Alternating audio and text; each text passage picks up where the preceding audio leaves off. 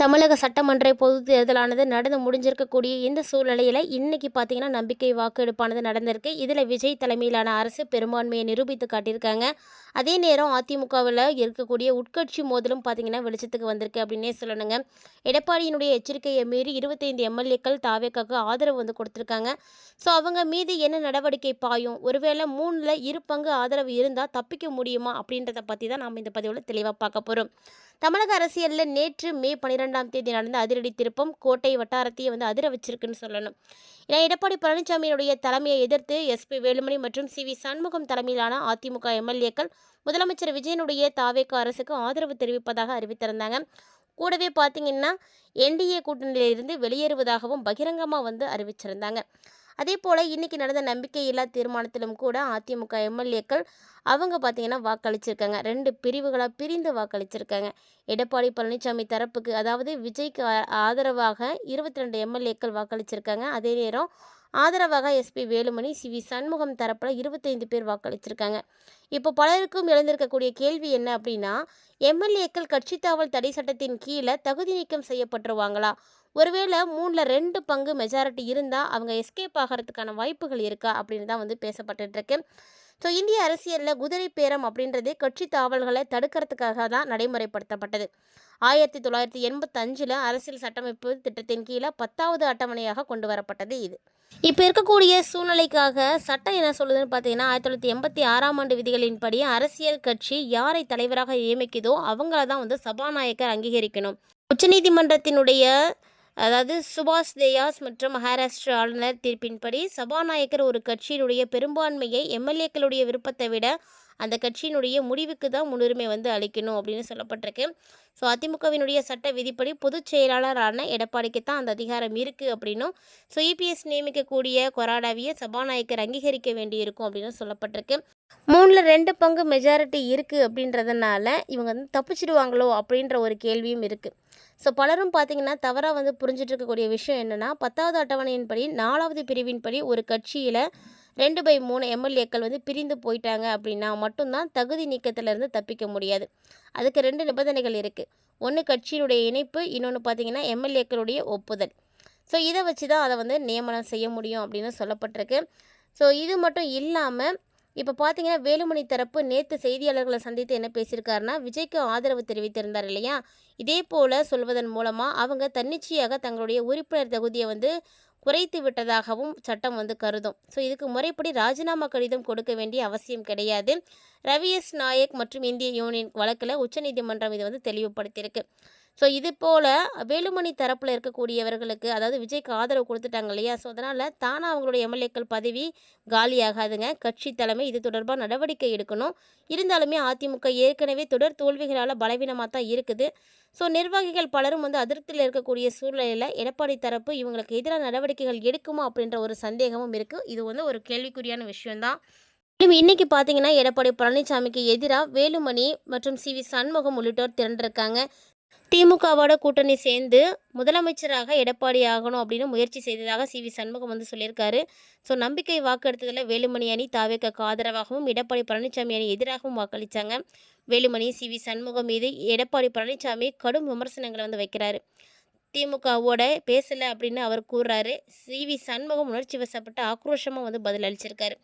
அதிமுக முன்னாள் அமைச்சர் C V Shanmugam செய்தியாளர்களுக்கு ஒரு பேட்டியில் என்ன சொல்லியிருக்காருன்னா, அதிமுக முன்னாள் அமைச்சர்கள் பதவி ஆசைக்காக ஆளுங்கட்சிக்காக ஆதரவு வாக்களித்திருக்காங்க அப்படின்னு அவர் வந்து சொல்லியிருக்காரு.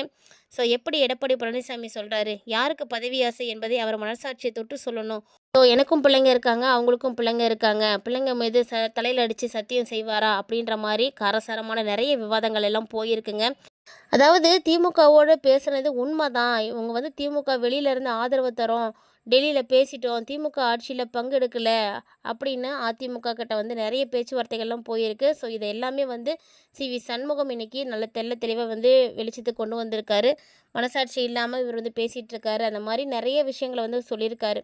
ஸோ இது வந்து உண்மையான விஷயம் தான் அப்படின்னு சொல்லப்படுதுங்க. இந்த நிலையில தமிழக சட்டப்பேரவையில இன்னைக்கு நடைபெற்ற பரபரப்பான நம்பிக்கை வாக்கெடுப்பில் முதல்வர் விஜய் தலைமையிலான தமிழக வெற்றி கழக அரசு வெற்றி பெற்று காட்டியிருக்கு.